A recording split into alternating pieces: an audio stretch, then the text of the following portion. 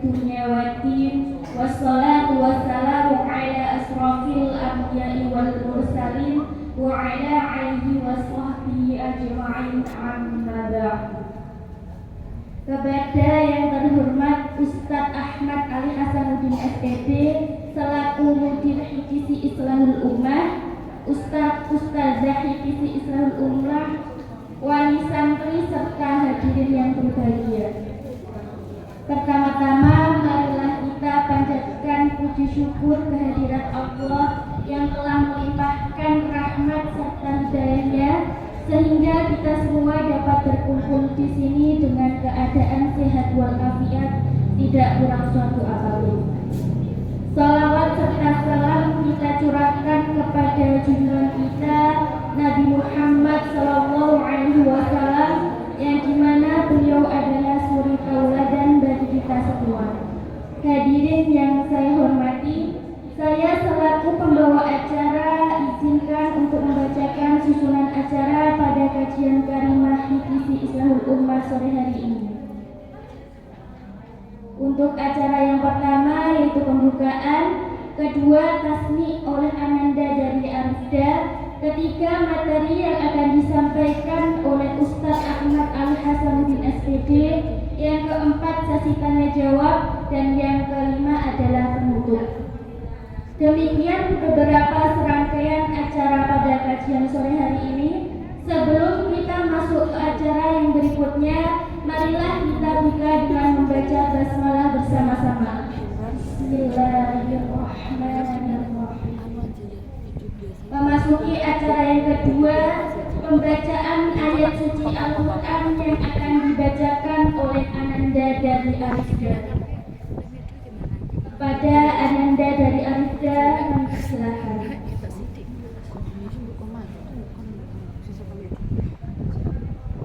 Assalamualaikum warahmatullahi wabarakatuh. Waalaikumsalam warahmatullahi wabarakatuh. A'udzu billahi minasyaitonir rajim. Bismillahirrahmanirrahim.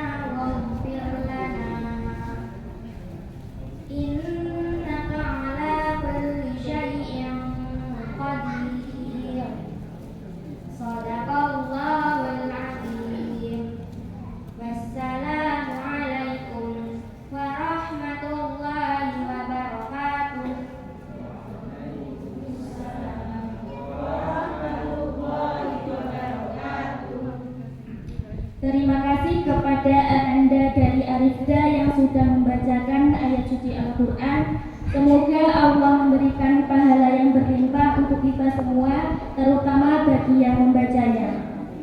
Memasuki acara yang ketiga, yaitu materi yang akan disampaikan oleh Ustadz Ahmad Ali Hasanuddin SPD selaku Mudir Divisi Islamul Ummah yang bertemakan agar anak-anak kita selamat dari fitnah akhir zaman. Kepada Ustadz Ahmad Ali Hasanuddin SPD kami persilahkan.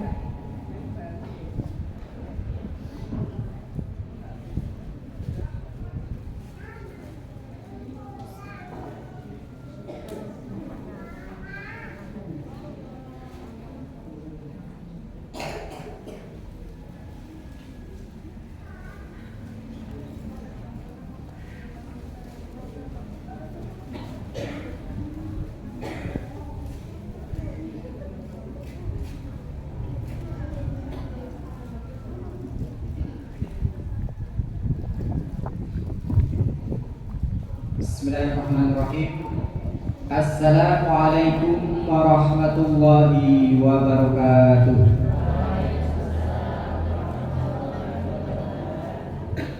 Innal hamdalillah nahmaduhu wa nasta'inuhu wa nastaghfiruh wa na'udzu billahi min shururi anfusina wa min sayyiati a'malina. May yahdihillahu fala mudilla lahu wa may yudlil fala hadiyalah. Asyhadu an la ilaha illallah wahdahu la syarika lah wa asyhadu anna Muhammadan abduhu wa rasuluh. Allahumma shalli wa sallim wa barik ala nabiyyina Muhammadin wa ala alihi wa ashabihi ajmain, amma ba'du. Yang kami hormati kepada semua hadirin hadirat yang insyaallah dirahmati oleh Allah Subhanahu wa taala, semua wali santri ITC Islahul Ummah Praci Mentoro, dan tidak lupa yang kami hormati kepada ustadz dan ustadzah pengajar Al-Quran ITC Islahul Ummah Praci Mentoro, dan tidak lupa kepada anak-anakku semuanya, santriwan dan santriwati ITC Islahul Ummah yang saya cintai dan saya banggakan. Alhamdulillah, marilah kita senantiasa memanjatkan puji syukur kehadirat Allah Subhanahu wa taala yang mana berkat rahmat dan nikmatnya pada kesempatan sore hari ini kita bisa berkumpul bersama dalam acara kajian rutin, yaitu Karimah, kajian rutin Islahul Ummah yang insyaallah kita adakan setiap bulan sekali. Semoga Allah Subhanahu wa taala senantiasa memberikan keistiqomahan, kekuatan pada kita semuanya untuk senantiasa hadir di majelis ilmu seperti ini dalam rangka taqarrub ilallah, yaitu mendekatkan diri kepada Allah Subhanahu wa taala. Salawat dan salam marilah kita haturkan ke junjungan Nabi besar kita Nabi Muhammad sallallahu alaihi wasallam, pada keluarganya, para sahabatnya, dan juga kepada orang-orang yang senantiasa istiqomah mengikuti ajarannya. Bapak Ibu yang dirahmati oleh Allah Subhanahu wa taala, sebelum kita ke materi, mungkin kita murojaah dulu nih. Kita mulai dari surat Al-Fatihah ya, yang sudah kemarin kita baca bersama-sama dari ta'alluq. A'udzu billahi minasy syaithanir rajim. Bismillahirrahmanirrahim. Alhamdulillahi rabbil alamin. Ar-Rahmanir-Rahim. Maliki yaumiddin. Iyyaka na'budu wa iyyaka nasta'in. Ihdinas shiratal mustaqim. Shiratal siratal an'amta 'alaihim ghairil maghdubi 'alaihim waladdallin.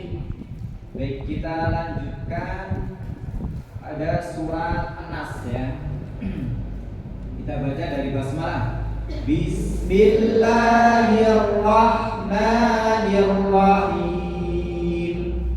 Qul a'udzu birabbin nas, malikin nas, ilahin nas, min syarril waswasil khannas,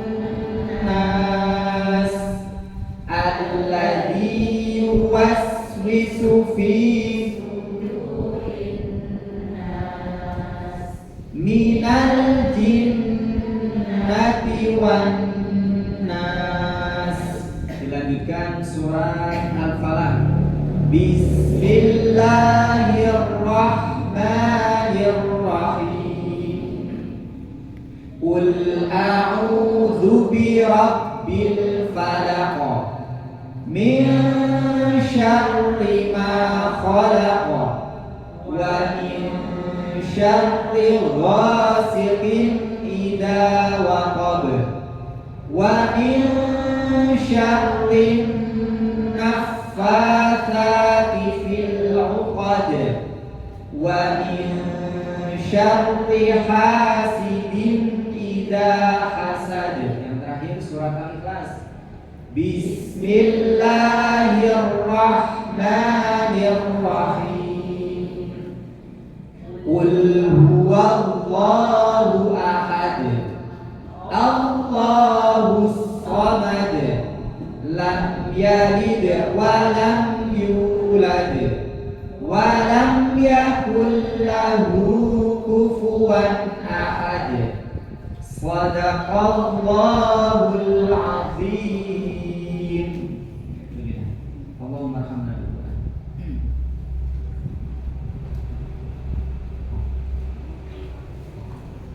Bapak Ibu hadirin yang sholat dirahmati Allah Subhanahu wa taala.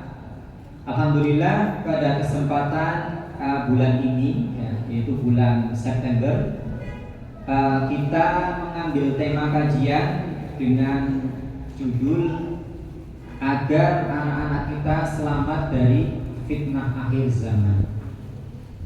Bapak Ibu yang dirahmati oleh Allah Subhanahu wa taala, fenomena di Indonesia sekarang ini ada marak ya, di berita-berita itu pelegalan yang namanya kaum LGBT ya. LGBT sendiri ini merupakan istilah yang mungkin tidak asing lagi bagi kita gitu ya. Cuma kadang kita belum paham LGBT itu apa gitu ya. LGBT itu adalah singkatan gitu ya. Itu ada LGBT. Nah, L-nya itu apa? L-nya itu adalah lesbian. Nah, lesbian itu apa? Orang perempuan yang tertarik kepada perempuan yang lain. Mengajarkan hal tersebut ya seperti ini Pak Bu ya. Ini bukan masalah tabu atau tidak tabu ya. Seringkali kita sebagai orang tua mau mengajarkan pendidikan seksual kepada anak itu risih. Nggih napa mboten Pak Bu? Tetapi itu adalah sesuatu yang wajib harus kita sampaikan kepada anak ya. Maka tidak ada kata tabu untuk kaitannya dengan pendidikan seksual ya. Kemudian G ya, yaitu G itu apa artinya? Di situ adalah singkatan dari gay ya. Gay itu apa? Orang laki-laki yang tertarik dengan laki-laki yang lainnya. Kemudian bi itu apa? Biseksual, artinya orang yang tertarik kepada baik perempuan maupun laki-laki. Kemudian yang terakhir T itu adalah transgender. Transgender itu apa? Orang yang identitas gendernya itu berbeda dengan secara fitrahnya. Contoh gini, orang fitrahnya lahir perempuan, tetapi dia berperilaku, berpenampilan seperti laki-laki. Dan juga sebaliknya, orang yang dilahirkan itu dengan identitas laki-laki, ya, kemudian dia bertingkah laku, kemudian menggunakan pakaian seperti laki-laki. Nah, ini adalah transgender. Dan ini adalah sesuatu yang diharamkan dalam Islam. Maka dikatakan oleh Rasul, kita tidak boleh menyerupai wanita kalau seorang laki-laki, dan juga sebaliknya. Kemudian fenomena yang marak lagi adalah pelacuran dan zina yang dilegalkan. Kalau sekarang itu Bu terkenal di Malang itu ya, itu ada istilah kayak living together. Nah, ini bahasa Inggris Bu ya, living together. Nah, mereka membuat suatu macam seperti itu ya, komunitas namanya living together. Tahu nggak Bu apa itu living together? Living itu artinya hidup, together itu bareng-bareng ya, bersama-sama. Tapi ini aneh Bu. Ini adalah program yang dilegalkan, yang mana ini apa? Terjadi bagi laki-laki dan perempuan yang katanya untuk latihan berkeluarga kok latihan ya. Ini kan aneh ya. Kalau umpamanya mau latihan keluarga itu ya dengan belajar parenting atau mengikuti kajian. Bukan yang namanya apa? Living together tadi. Nah, ini adalah sesuatu yang apa? Perbuatan yang termasuk zina ya. Yang dikamuflasekan atau apa? Sebenarnya kalau istilah kita itu apa namanya? Kumpul. Nah, itu ya. Tapi apa? Kemudian supaya disamarkan menjadi living together. Nah, asal ya. Kemudian adanya isu komunisme ya.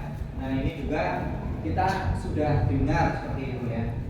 Kemudian ada pernyataan dari salah satu menteri agama yang dulu ya, itu mengatakan apa?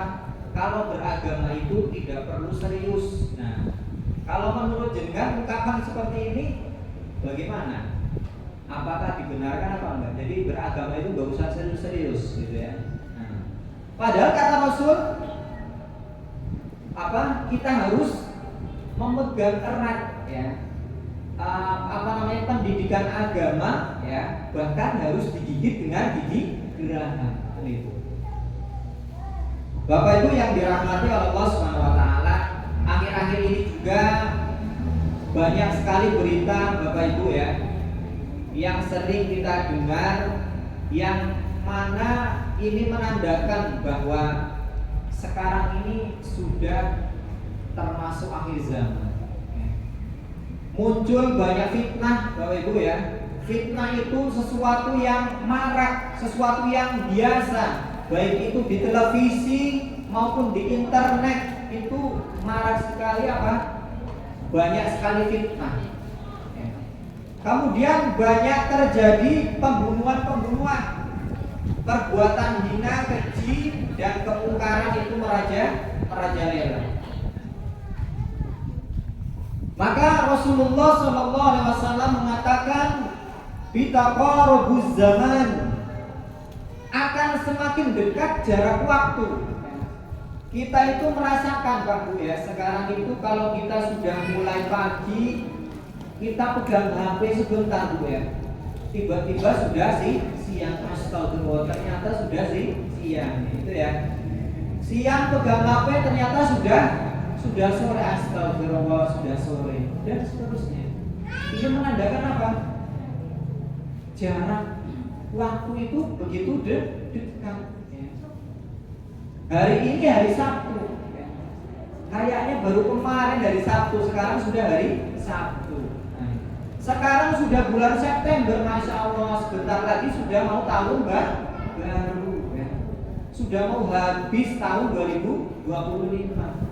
Padahal kayaknya baru kemarin tahun baru ya. Sangat dekat, sangat cepat waktu ini. Kemudian amal semakin berkurang, iya tadi, jadi tidak terasa. Orang itu baru melaksanakan sholat zuhur, baru melakukan pekerjaan, tahu-tahu sudah azan sholat asar, Masya Allah, cepat gitu ya. Baru asar, kemudian ternyata sudah ada maghrib dan seterusnya. Yang awalnya kita itu masih usianya 17 ya, tiba-tiba sekarang kok nggak terasa ya, sudah berapa tahun gitu ya. Masya Allah, nggak terasa. Nah kemudian fitnah-fitnah bermunculan ya. Watadharul fitan, munculnya fitnah-fitnah ya. Kemudian apa? Wayatul hajj. Apa itu al-hajj? Al-hajj itu adalah pembunuhan. Nah, Bapak Ibu yang dirahmati Allah Subhanahu wa taala, kita beberapa hari ini ya, ini kita dihebohkan dengan berita-berita pembunuhan yang sangat mengerikan, Pak Bu ya. Di mana pembunuhan itu Masya Allah terjadi pada anak muda. Di mana seorang laki-laki yang kemudian membunuh pacarnya ya, padahal belum menikah ya. Dan ada juga peristiwa yang kemudian seorang istri membunuh suaminya, dan juga sebaliknya, suami yang membunuh istrinya. Ada juga yang lebih mengerikan, Bu. Seorang ibu membunuh anaknya, 4 anak itu digorok semua. Apa alasannya? Katanya karena kesulitan ekonomi, Pak. Karena nggak bisa memberikan makan pada anaknya nangis, kemudian apa? Semuanya dibunuh. Dan ketika ditanya oleh polisi, kenapa kamu melakukan itu? Saya itu kasihan pada anak-anak saya. Katanya kasihan. Anak saya itu menderita karena belum makan. Maka untuk supaya tidak berlarut dalam keterpurukan karena kelaparan, makanya dibunuh. Ini tanda akhir zaman. Ya harusnya seorang wanita, seorang ibu itu melindungi anak-anaknya, sayang kepada anak-anaknya, tetapi apa? Tega membunuh. Nah ini adalah tanda hari kiamat. Kemudian Rasulullah SAW bersabda, wa min asyratis sa'ati ayyabillal ilm. Termasuk tanda-tanda kiamat adalah ilmu agama itu semakin sedikit. Wa yadharul jahl. Kemudian kebodohan itu merajalela. Wa yadharuz zina. Kemudian zina itu tampak nyata. Kemudian apa? Wa yaqillar rijal hatta yakuna li khamsina imra'atan al-qayyimul wahid. Kemudian jumlah wanita itu lebih banyak daripada jumlah laki-laki.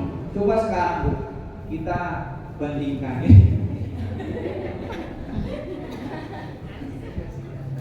Laki-laki di depan ini berapa ya? Yang di belakang perempuan. Nah, ini tandanya. Dan dimanapun kita melihat Bu ya, baik itu mungkin di kelompok manapun gitu ya, itu pasti jumlah wanita itu lebih lebih banyak. Nah, ini membuktikan apa? Ini sudah mendekati hari kiamat. Bandingannya berapa, Bu? Hatta yakuna li khamsina ra'atan al-qayyimul wahid. Bandingannya, Bu, antara laki-laki dengan perempuan 1:50, Bu. Hingga seorang laki-laki itu mengurus 50 perempuan. Nah, bandingannya itu. Nah, itu tandanya, Bu, ya. Tandanya hari kiamat.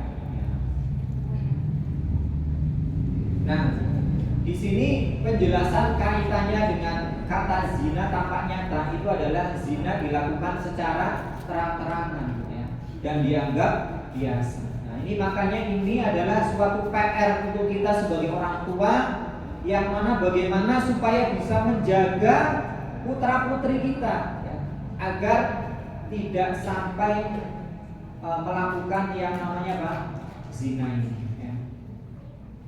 Nah, kemarin juga kita dihebohkan gitu ya, berita kasus pembunuhan mutilasi ya, Bu, ya, di mana dilakukan oleh pacarnya karena apa?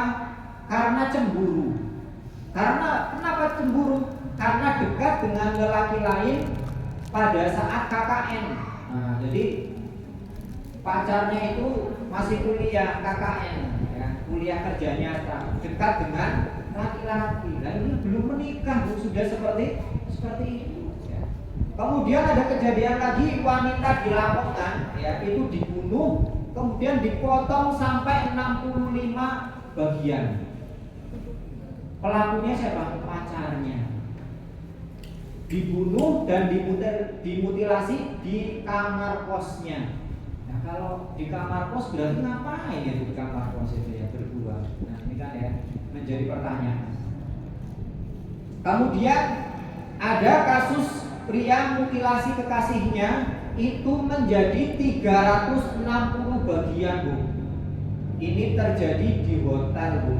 Jadi dipotong-potong itu, Bu, menjadi kecil-kecil. Kemudian apa, Bu? Ini yang lebih ngeri lagi, Bu. Bagian apa namanya? Organ dalamnya, Bu, itu dipotong kecil-kecil, kemudian apa? Dimasukkan ke kloset untuk menghilangkan apa? Jejak. Tapi qadarullah kasusnya ketahuan. Karena apa? Qadarullah orang tersebut apa namanya? Menyisakan ini apa namanya, ya, sidik jari yang ada di tangannya, ya, maka ketahuan. Kemudian belum lama ini juga di Pak, Bu, ya, kita juga mendengar bahwa ada kasus pembunuhan bayi, ya, yang ini juga peristiwanya di Giriwoyo, ya, Bu, ya. Itu siswa SMP, Bu. SMP sudah punya anak, anaknya kemudian dibuang karena belum menikah. Alhamdulillah. Bayi yang tidak berdosa kemudian menjadi korban. Bapak Ibu yang dirahmati Allah Subhanahu wa taala, ini merupakan salah satu apa? Tanda akhir zaman. Kita sudah berada di akhir zaman.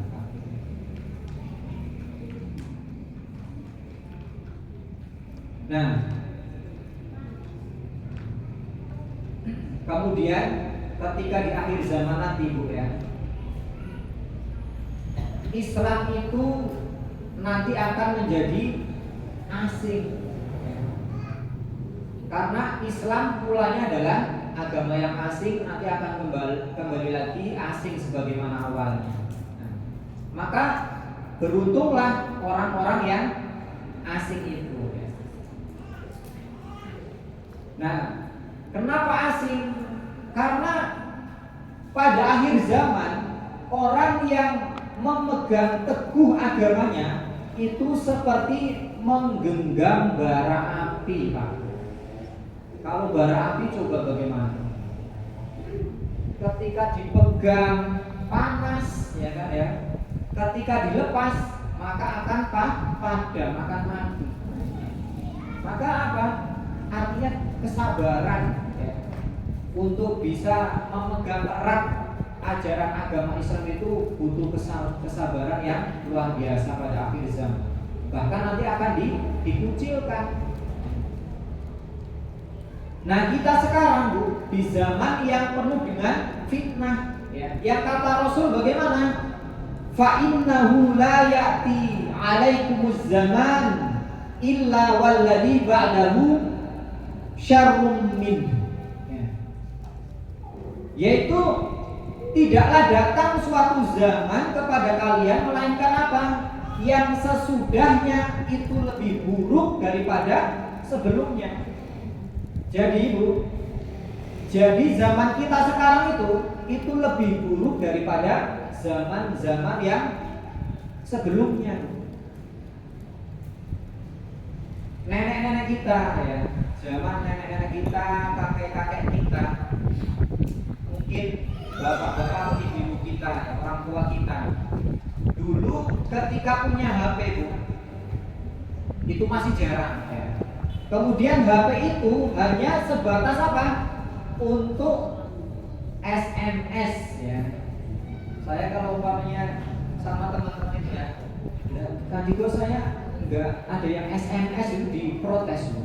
SMS gimana tuh? Sekarang nggak ada SMS ya. Adanya WA gitu ya. Nah kalau dulu Bu, orang tua itu punya HP digunakan cuma untuk SMS dan menerima telepon gitu ya. Tapi sekarang Bu, coba nonton YouTube. Nah sekarang bayi Bu baru lagi ceprot ke HP Bu. Sekarang bayi baru lahir saja sudah dipegangi HP. Nauzubillah ya. Nah, seperti ini kejadian seperti akan terus berlanjut sampai apa? Sampai nanti datangnya Dajjal. Semoga Allah Subhanahu wa taala menyelamatkan kita dari fitnah ini ya. Allahumma amin.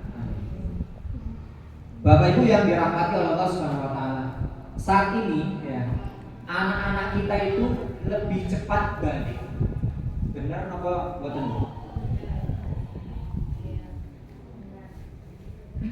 Tapi lebih lambat dewasanya.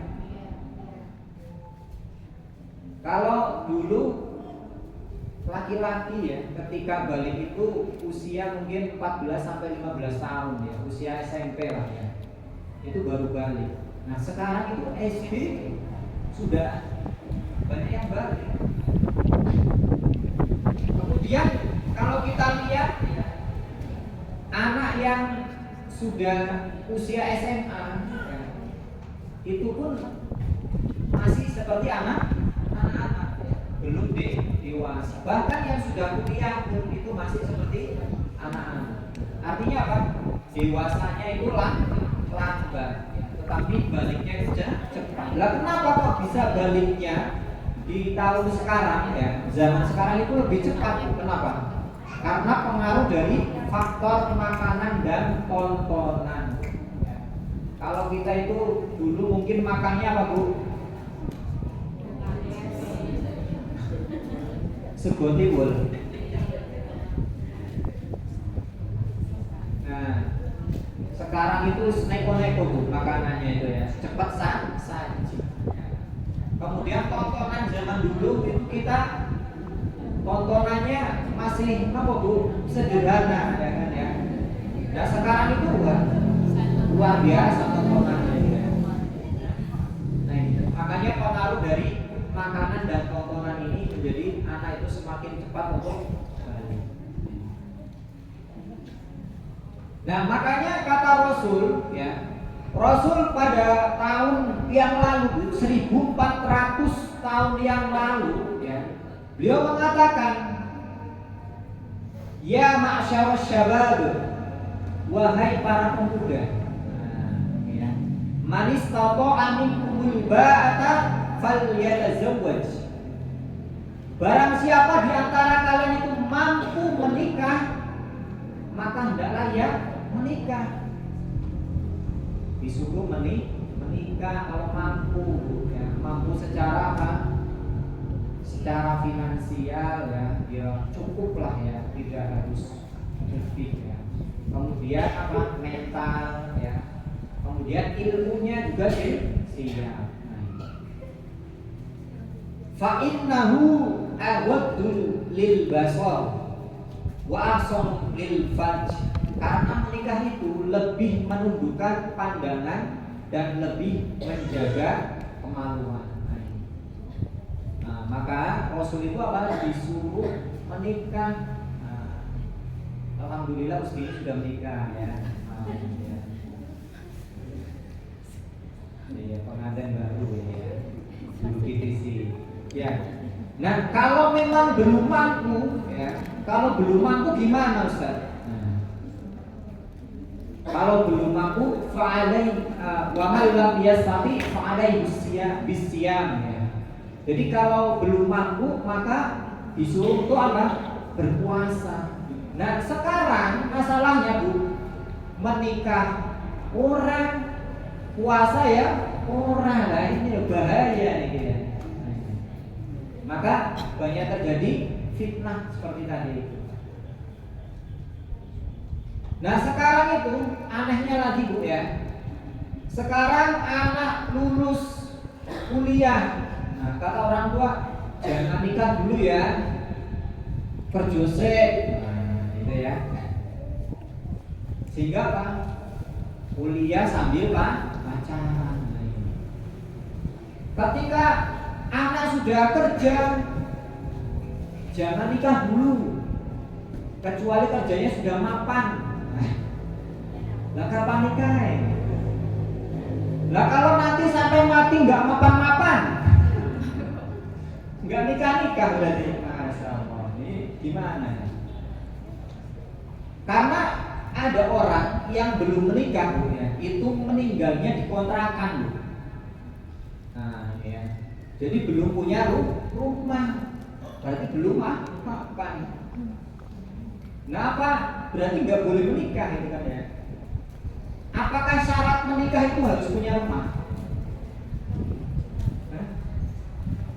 Apakah syarat menikah itu harus punya rumah? Nggak harus ya. Kan kontrak nggak apa-apa ya. Yang penting apa? Punya tempat tinggal ya, walaupun bukan punya sendiri, nggak apa-apa. Lah nunggu punya rumah kapan? Ya kan? Enggak nikah. Makanya banyak itu laki-laki itu menikah baru usia 40 tahun baru nikah ya, 40 tahun gitu kan. Yang perempuan 39 tahun baru nikah. Karena apa? Sedang memprioritaskan karir.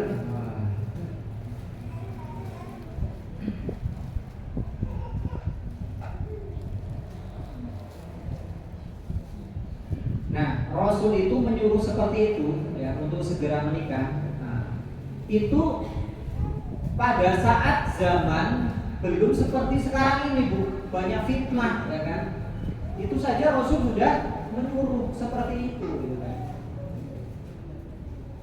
Nah, kemudian fitnah terbesar untuk laki-laki itu apa? Wanita ya. Nah, ini coba, kenapa ini antara ibu-ibu ya, perempuan dengan bapak-bapak ini dipisah apa ini? Dan dicampur gitu. Ini campur bahaya. Ma taraktu ba'di fitnatan adorru 'ala rijali minan nisa ya. Tidaklah aku tinggalkan fitnah ujian yang lebih membahayakan bagi kaum laki-laki selain fitnah wanita. Makanya ketika seorang perempuan, wanita itu keluar dari rumah, itu sudah diincar sama setan. Habis ini jangan takut ya. Ya takut gak apa-apa lah ya. Takut maksudnya takut bukan sama setannya gitu ya. Itu dilihat diincar Bu. Wah, kalau ada wanita itu keluar dari rumah yang kemudian dia tidak menggunakan hijab Bu, setan itu wah, nah ini fulanah ini keluar ini. Nah, itu kan ya. Jadi sasaran. Kemudian apa? Setan itu akan nempel Bu. Di mana? Di pipinya, di bibirnya, ya, di pinggulnya, ya. di tubuhnya. Nah, itu. Sehingga kemudian apa? Laki-laki yang kemudian melihat, wah, akan tergoda. Nah, ini.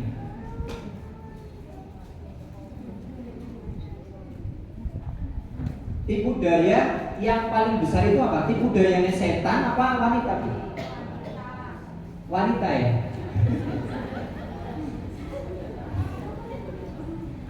Berarti bahaya, lebih bahaya daripada setan berarti.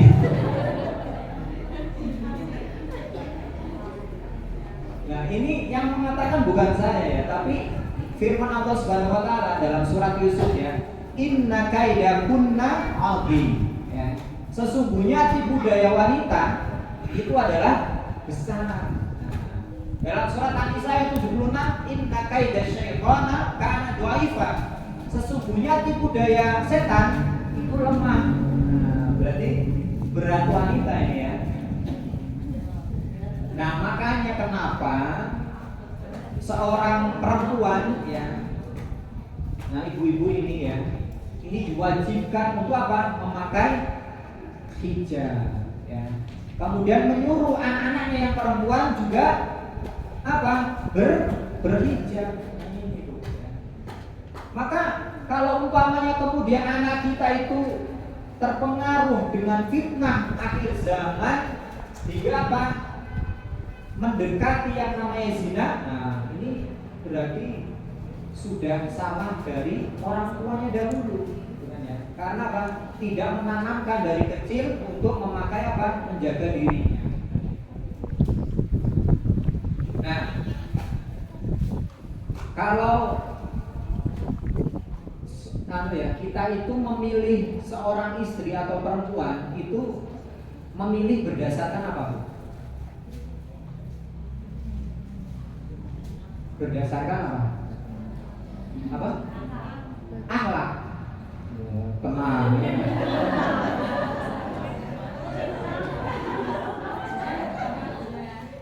Wajahnya ganteng, kemudian yang bapak-bapak pilih yang cantik gitu ya. Nah, maka kata Rasul itu ya, kalau agama itu menyuruh memilih itu apa? Pertama cantiknya gitu, apa gantengnya. Kemudian yang kedua apa? Hartanya, kaya apa tidak gitu ya.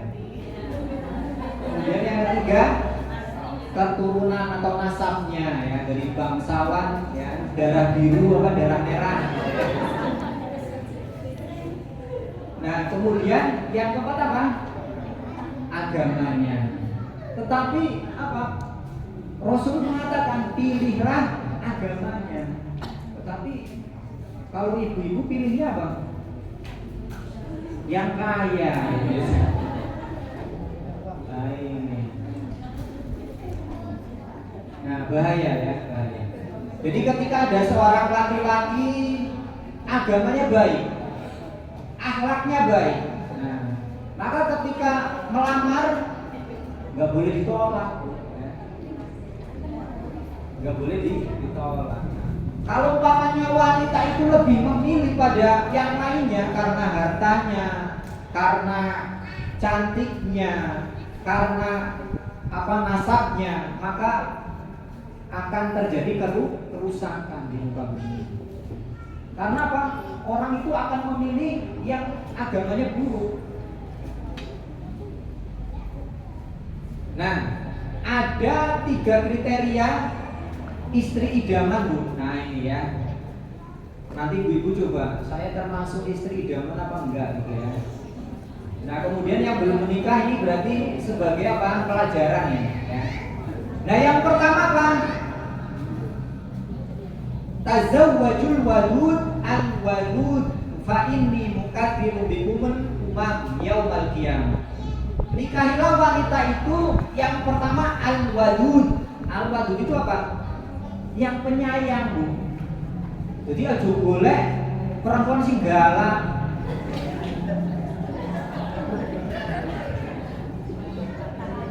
Yang penyayang ya, sayang pada anaknya, sayang pada suaminya, sayang sama orang tuanya. Itu satu. Enggak, di sendiri Bu, saya termasuk penyayang apa sing galak mau ya.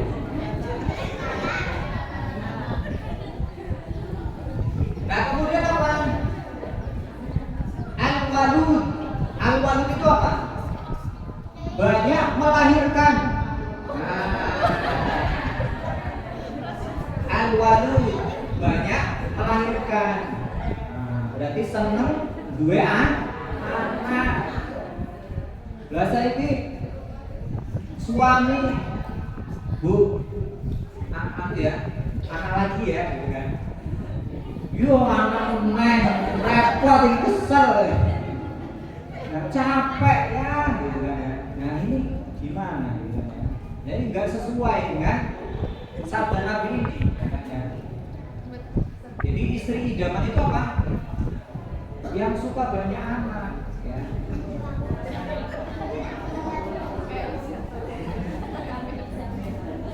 Jadi ketika seorang istri itu banyak anak ya, itu diniatkan Bu ya untuk ibadah, untuk memperbanyak umat Nabi Muhammad SAW.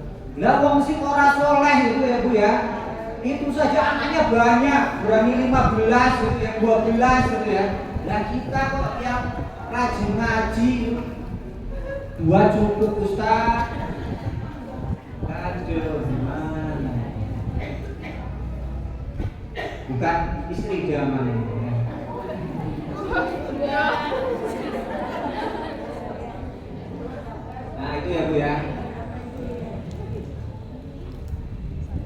Karena apa nanti di hari kiamat ya, itu akan berbangga-banggaan kaitannya apa? Dengan banyaknya keturunan. Nah, tetapi apa? Anak kita yang banyak itu jadikan mereka itu semuanya soleh-solehan, semuanya pintar membaca Al-Quran, semuanya dimasukkan di divisi Islahul Ummah.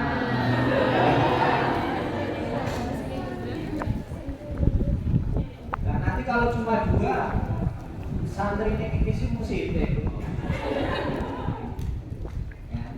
Nah kemudian yang ketiga itu a'ud ya. Itu apa? Suka kembali kepada suaminya. Nah, maksudnya apa? Jadi dalam rumah tangga itu kan kadang ada permasalahan. Nah, ruwet sithik kembalikan aku ke orang tuaku. Jangan seperti itu ya. Jadi kadang istri itu aduh baru masalah sedikit gitu ya. Tolong kembalikan saya ke rumah orang tua saya. Terus nesu, mutung ya. Nah, jadi apa? Seorang istri idaman itu ketika melakukan kesalahan ya, terhadap suaminya atau mungkin suaminya yang melakukan kesalahan sehingga suaminya diam ya, mendiamkannya. Kemudian apa? Seorang istri yang idaman datang membawa kayu. Untuk apa ya kayu? Bukan untuk suaminya bukan ya. Tapi diserahkan pada suami. Wahai suamiku, ini kalau saya nggak akan tidur sebelum kamu itu ridho, memaafkan apa yang saya lakukan, kesalahan yang saya lakukan. Nah, itu. Makanya pada zaman Rasul ketika putrinya Fatimah Az-Zahra ya itu tiba-tiba tengah malam ya, ketika malam itu Fatimah itu tidur, suaminya tidur di luar tuh ya, di kamar tamu ya, tidur di sofa ya. Kalau zaman dulu gak ada sofa ya pokoknya di kamar tengah gitulah ya, sendirian, enggak di kamar bersama istrinya. Nah kemudian apa? Rasul menemui Fatimah, wahai Fatimah, kamu kenapa kok bisa nggak tidur bareng sama suamimu? Ingat Fatimah, kalau kamu ini ya sekarang ya sebelum subuh ya itu kamu masih berpisah seperti ini dengan suamimu, kemudian kamu itu meninggal, maka ingatlah kamu itu akan masuk neraka. Alhamdulillah ya. Ya saya ibu bojone iki suamine salah sithik tidak usah keluar sekalian. Nah, terus apa? Didiamkan suaminya gitu kan ya. Cedak-cedak minggiroyan kono. Gitu kan ya. Nah, ini bahaya Bu ya. Bahaya. Kalau ini seperti ini terus ya, kemudian meninggal, Allah mentakdirkan mencabut nyawanya, maka akan masuk neraka.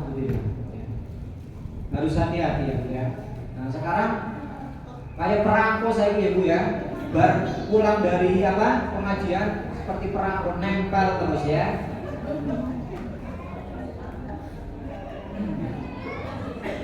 Nah, Bapak Ibu yang dirahmati Allah Subhanahu wa taala, kita melihat fenomena yang menyedihkan ya Bu ya, melihat generasi yang tidak lagi seperti generasi sebelumnya Bu ya.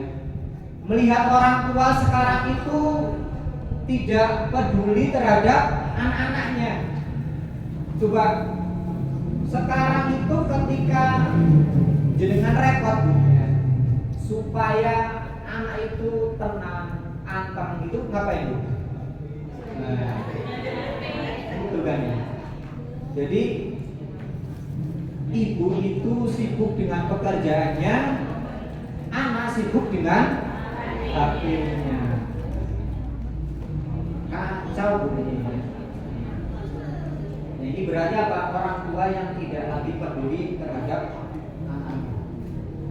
Nah, makanya Bu sekarang Bu ya, ketika makan jangan sampai Bu makan itu ada HP itu disimpan, makan itu bareng gitu kan ya, agar apa? Terjadi komunikasi ketika makan. Makanya ada istilah, saya nggak setuju Bu, kalau umpamanya kalau makan itu diam, jangan ngomong, itu sebenarnya saya sebenarnya ketika makan itu boleh kita itu ngobrol ya. Karena apa? Ketika makan itu adalah waktu kedekatan kita dengan anak gitu ya. Jadi ketika makan bareng itu harus dibiasakan makan bareng seperti itu gitu ya. Suami, istri, anak itu kumpul bareng makan bareng. Kemudian tanya ya, sambil tadi gimana sekolahnya gitu ya. Nah, ternyata kita sebagai orang tua itu memiliki apa? Tugas yang besar. Nah, makanya apa? Kewajiban kita sebagai orang tua itu menghadiri kajian-kajian seperti ini. Dalam rangka apa? Ya untuk ilmu kita. Apa ada di sini? Ya. Semua yang hadir di sini tentunya seorang anak, ya kan ya? Gimana? Ini semuanya yang hadir adalah seorang anak.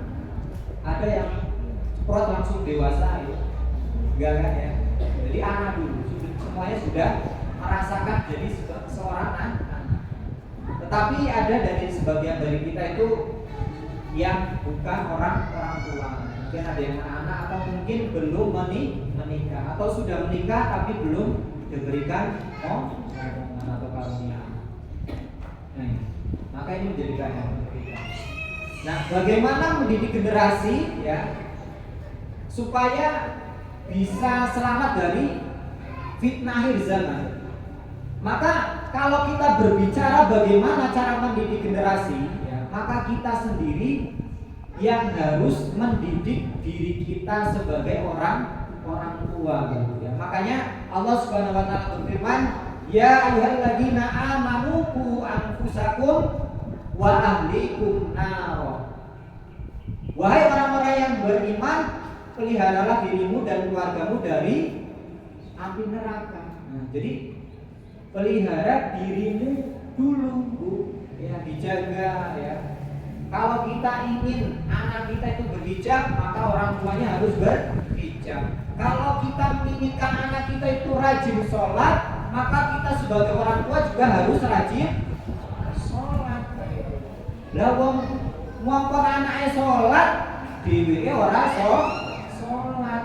Umpamanya contoh Bu, seorang ayah merokok, ya kan? Ojo udut ya, udut ki membunuhmu. Ya. Lah kira-kira anak itu percaya mboten? Mungkin anak itu ya bisa salah mendengar, Bu. Bisa salah mendengar, tapi nggak mungkin seorang anak itu salah melihat. Wong tuane ngerokok kok ngelarang anaknya ngerokok. Ketoke wong tuaku mau keliru ngomong kan gitu. Ketoke keliru ngomong, harusnya ngomongnya iki silakan rokok sepuas-puasnya, harusnya kan gitu kan. Wong dhewe iki ngerokok. Nah, umpamanya gitu ya. Nah ini, maka kita harus apa? Memelihara, memperhatikan diri kita sebagai orang tua itu. Ya. Nah, tugas orang tua itu tidak hanya sekedar ngurusi sandang, pangan, papan. Sandangnya apa? Pakaian, papan, pangan apa pangan? Makanan, papan, tempat tinggal. Tidak cuma sekedar itu, ya. Tetapi bagaimana orang tua itu bisa mendidik anaknya dengan baik untuk bisa apa? Menghadapi zaman yang semakin banyak. Tetapi sebagian orang tua itu berpikir, Pak Bu, ya, mendidik anaknya itu supaya apa? Supaya mereka menjadi orang pintar, kemudian menjadi orang yang sukses, bisa mencari uang. Orientasinya cuma apa? Materi. Sedangkan masalah agama sekarang orang sholat ya karepmu najis. Sebagian orang tua seperti itu. Makanya banyak sekarang itu di lingkungan kita, Bu, ya, anak yang kemudian sudah besar gitu ya, langsung apa lulus sekolah langsung kerja. Setelah kerja bisa dapat uang langsung nikah. Nah, sedangkan pendidikannya itu nggak diperhatikan, pendidikan agamanya itu. Sehingga apa? Mereka hanya fokus mencari uang, kemudian menikah, punya anak. Nah, anak yang penting gue anak gitu kan ya. Nah, sedangkan pendidikannya itu nonsen, tidak diperhatikan.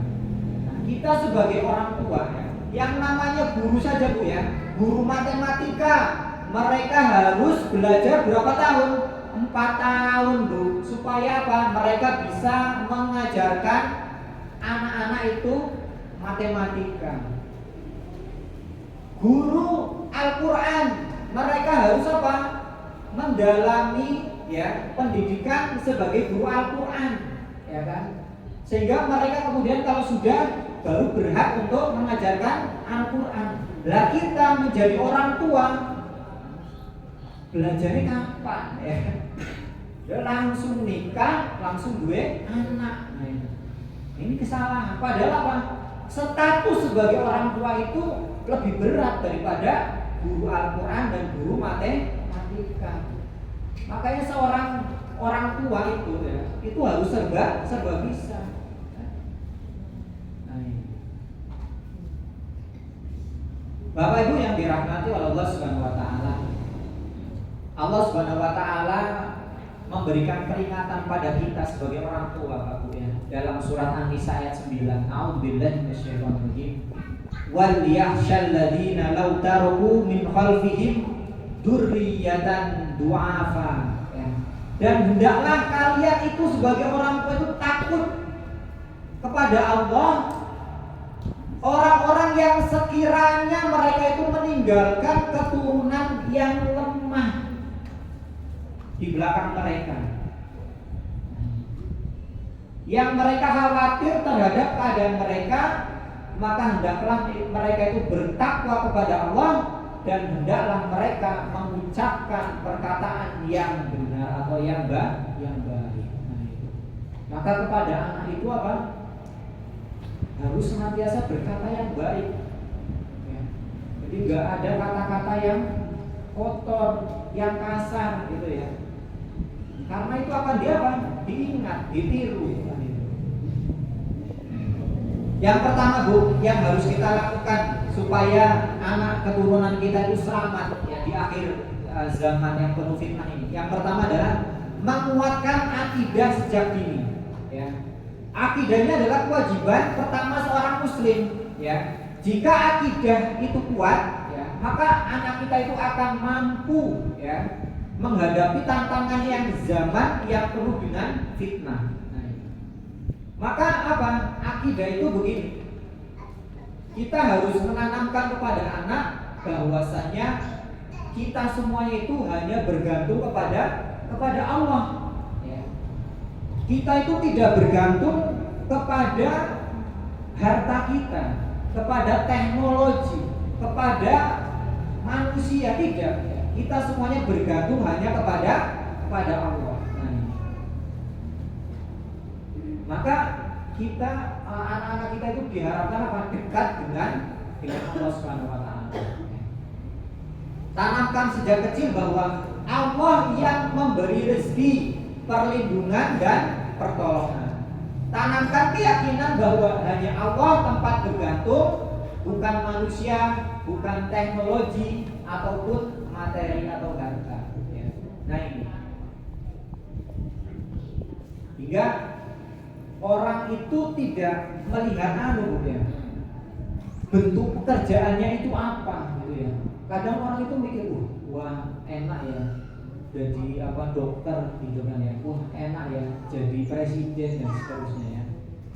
Sebenarnya yang Allah nanti akan tanyakan pada kita itu adalah apa? Apa pekerjaan kita itu dalam hal halal atau haramnya gitu ya. Sedangkan kaitannya dengan rizki itu sudah Allah jamin. Apapun pekerjaan kita itu yang penting baik, yang penting halal, sudah ditakdirkan, sudah dijamin oleh Allah Subhanahu wa taala. Kita itu nanti akan dapat berapa. Makanya ketika ada orang gitu ya, ada teman saya itu kerja di supermarket tuh. Saya tanya, kamu gajinya berapa? 800.000. Kamu sholat nggak bisa sholat karena apa? Waktunya nggak bisa.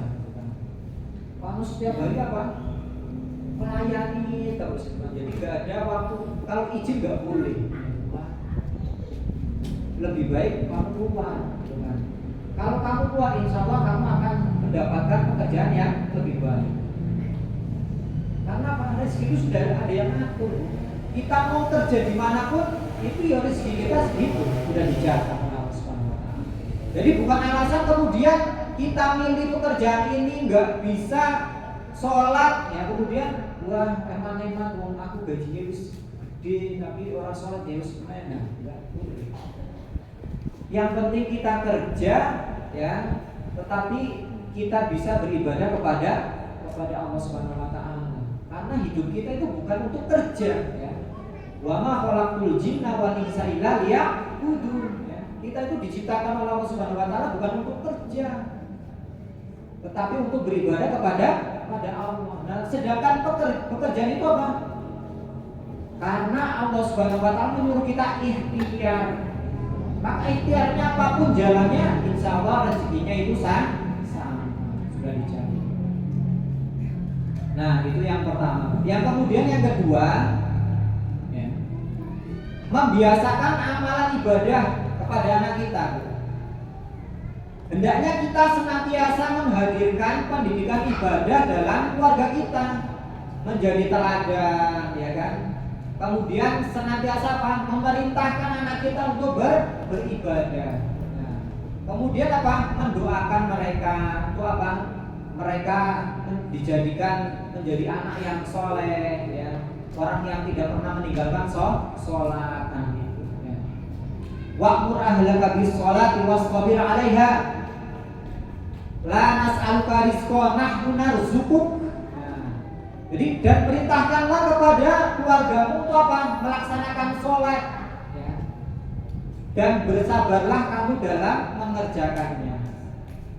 Kami tidak meminta rizki kepada kalian ya, tetapi kamilah yang menjamin rizki kalian.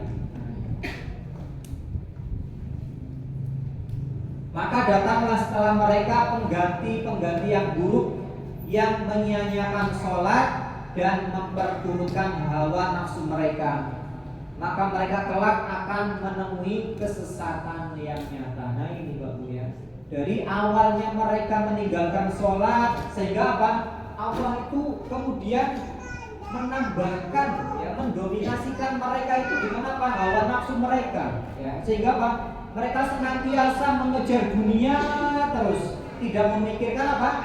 Akhirat. Awalnya dari apa? Meninggalkan sholat. Maka kelak mereka akan apa? Menemui kesesatan. Nah ini dulu ya, seorang anak kecil itu bangun pagi tanpa dibangunkan. Ia melihat ibunya sedang berdiri lama dalam sholat tahajud. Tangannya menengadah, kemudian apa? Bibirnya bergetar, air matanya menetes. Kemudian dalam doa ibu tersebut apa? Menyebutkan nama anaknya satu-satu.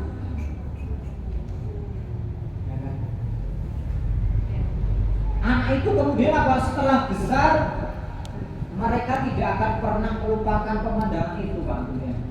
Hingga mereka tumbuh dewasa. Hingga ia pun terbiasa apa? Menangis ketika berdoa. Terbiasa bangun sebelum sholat subuh untuk sholat tahajud. Tanpa apa, Bu? Tanpa paksaan, tanpa perintah. Karena apa?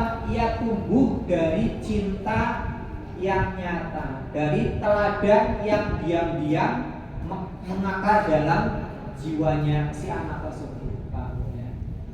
Maka kita sebagai seorang tua harus apa? Mewariskan kesolehan dengan apa? Mencontohkan kesolehan kepada anak. Kemudian yang ketiga, mendidik dengan Al-Quran dan As-Sunnah. Taraktu fikum amrayni lan tadillu ma tamassaktum bihima kitaballah wa sunnata nabiyyih. Aku tinggalkan pada kalian itu dua perkara. Kalian tidak akan tersesat selamanya selama kalian berpegang teguh kepada keduanya. Apa itu?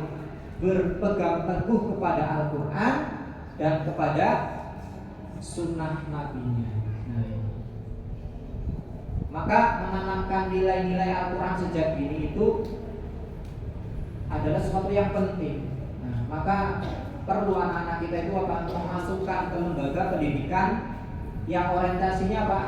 Akhirat. Ya, mereka belajar Al-Quran, belajar bagaimana caranya sholat, ya kan ya.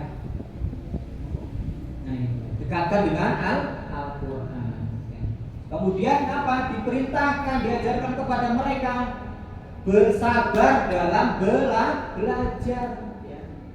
Jadi yang namanya belajar itu ya perlu perjuangan, harus sabar.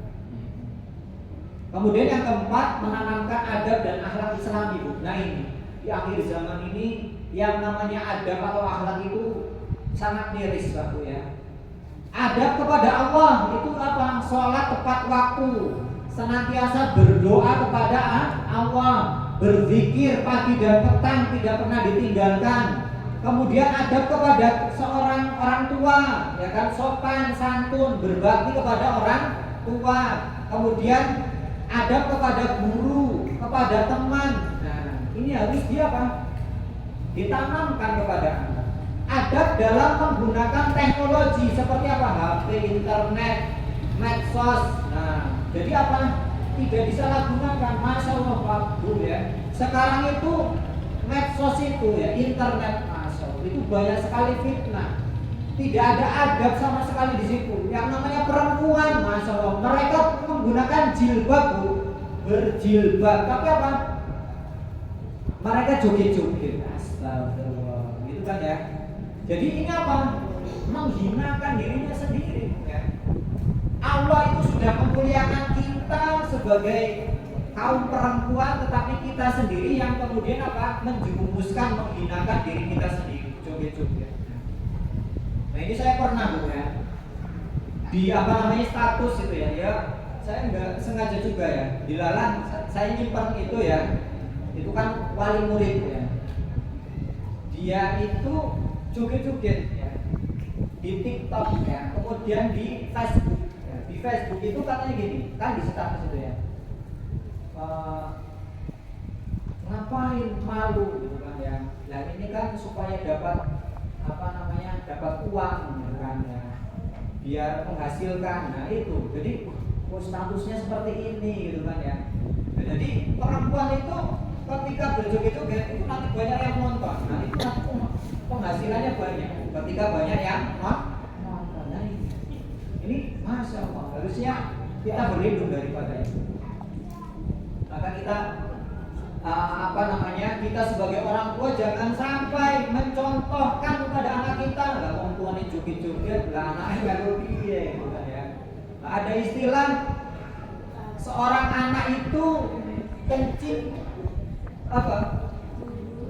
berlari ya, kencing berdiri ya, karena apa?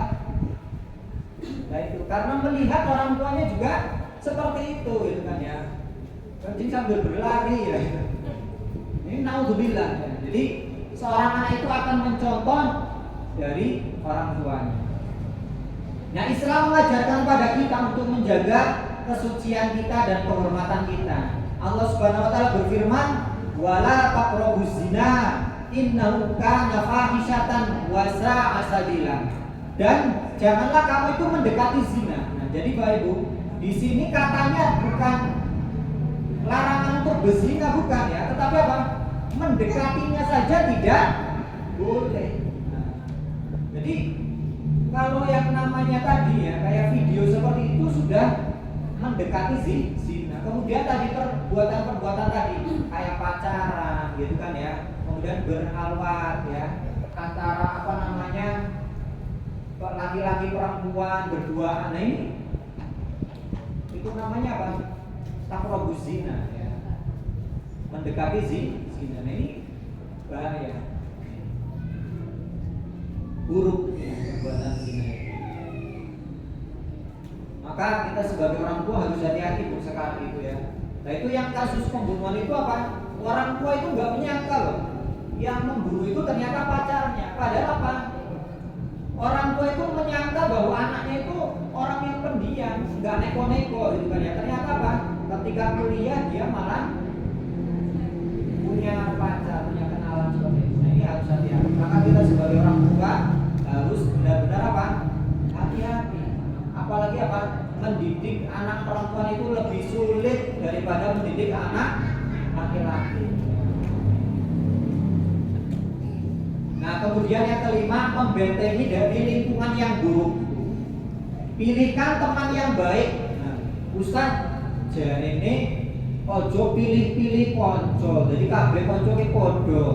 Enggak, itu salah ya. Kita harus memilihkan teman yang baik. Nah, ya boleh ya, artinya apa? Berkumpul itu sama teman yang lain itu boleh semuanya gitu ya. Berbuat baik kepada semuanya itu boleh. Tetapi yang menjadi teman karib itu harus teman yang baik. Nah. Al-akhillau yawma idzin ba'duhum li ba'din adu ya. Pada hari kiamat nanti Bu ya, teman-teman dekat itu sebagian mereka dengan sebagian yang lain itu menjadi musuh Bu. Nanti suatu saat itu saling bantah-bantahan. Lah aku ora salat gara-gara kowe. Nah, itu kan ya. Illal muttaqin, kecuali apa? Teman yang bertakwa. Nah, kalau orang yang teman bertakwa itu apa? Adanya saling mengingatkan dalam kebaikan. Wah, Ustaz kan ya, ayo salat sih. Nah, kan gitu ya. Maka ketika temannya buruk, bukan malah salat gitu kan ya. Lu kose nanggung iki dolanan sih. Nah, kita sebagai orang tua harus membatasi dan mengawasi akses konten digital Bu ya. Karena zaman fitnah zaman sekarang itu banyak melalui apa? HP, game, kemudian medsos. Nah ini ya. Nah game ini termasuk ya. Hati-hati. Ya boleh ke game tapi apa? Dibatasi.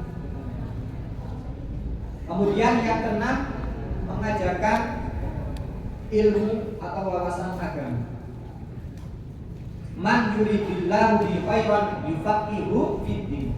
Barang siapa yang Allah kehendaki kebaikan padanya, niscaya Allah akan memahamkan mereka dalam apa? Urusan agama, dalam masalah agama. Makanya ketika sebagai orang tua mau menyekolahkan anaknya di pendidikan Al-Quran, itu nggak usah eman-eman, Bu, ya. Karena apa? Itu demi kebaikan anak-anak kita, ya. Karena ketika kita memahamkan anak kita kaitannya agama, sejatinya apa? Berarti kita sudah menghendaki kebaikan untuk anak-anak kita. Nah, kemudian berikutnya, kalau bisa memberikan harta yang cukup, Pak, ya. Di sini kata-katanya adalah cukup, bukan banyak. Artinya apa? Ternyata ketika kita itu meninggalkan anak-anak yang kekurangan, Bu, ya, sehingga apa? Mereka menjadi harus minta-minta, bergantung kepada orang lain, maka apa? Anak-anak kita itu nanti akan jiwa peminta-minta. Kemudian apa? Akan bergantung kepada orang lain. Makanya apa? Kita tanamkan kepada anak kita itu rasa qanaah, rasa cukup. Nah, itu harus harga dirinya, ya. Jadi yang ada kita punya apa? Yaitu gak usah minta sama yang lain. Itu kita ajarkan seperti itu.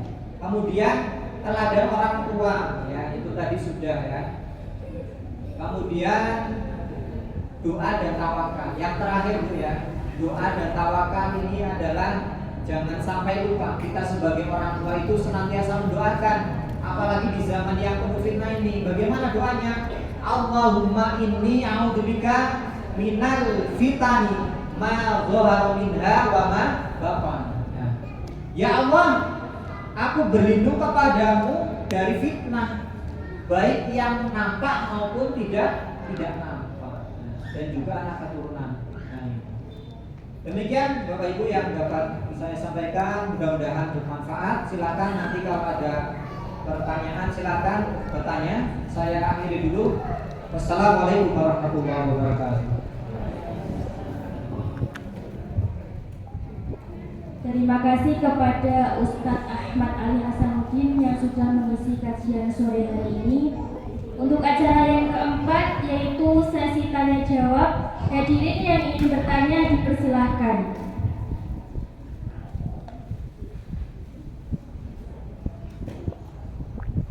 Monggo dulu, Pak, yang mau tanya silakan.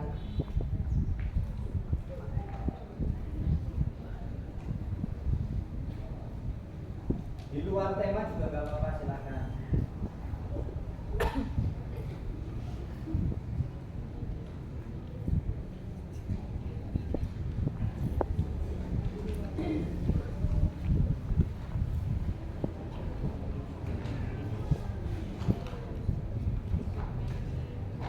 Tidak ada. Bukan ada. Sudah jelas berarti, ya. Nah, kalau tidak ada pertanyaan, menambah sedikit, ya. Jadi kaitannya tadi, ya, ada berita tadi, ya, ini baru angkat ini, ya, pekan-pekan ini ada berita yang mengatakan apa? Yang daerah Solo itu, ya, anak-anak itu ada yang terkena apa? HIV/AIDS, ya. Itu masih anak-anak kecil, Bu, ya. Masih SD SMP, Bu. Dan itu karena apa? Hubungan sesama jenis. Alhamdulillah, kan, ya. Maka sudah luar biasa seperti itu. Ini bahaya, ya. Jadi zaman sekarang itu kita sebagai orang tua itu kalau bisa dikatakan siaga itu, ya, berarti sudah tanda merah, ya. Daerah merah, ya. Luar biasa. Dan saya juga mendengar itu, ya, daerah di Wonogiri maupun di Pracimakora itu juga anak-anak SMP itu sudah luar biasa pergaulannya. Jadi kita sebagai orang tua itu harus benar-benar hati-hati. Harus menyibukkan anak-anak kita itu dengan apa? Pendidikan agama. Gitu. Kalau anak kita itu terlalu longgar, ya, maka akan disibukkan dengan sesuatu hal yang mudarat, yang tidak bermanfaat. Maka apa kita sibukkan anak itu? Ustaz, masa ke anakku ini sekolah, bersekolah terus masuk belajar Al-Quran meneng. Nah, daripada nanti ketika mereka punya uang ya kan ya, waktu luang tetapi malah berakibat dengan sesuatu yang buruk. Maka ini harus bekerja sama ya antara suami dan istri. Ini benar-benar harus waspada, mendidik anaknya dengan sungguh-sungguh, kemudian saling bekerja sama dengan gurunya gitu ya, kaitannya jadi pergaulannya sudah sampai seperti itu. Baik, kalau tidak ada mungkin cukup ya dari saya. Kalau ada kesalahan, kekurangan, mohon maaf. Saya akhiri. Wassalamualaikum warahmatullahi wabarakatuh.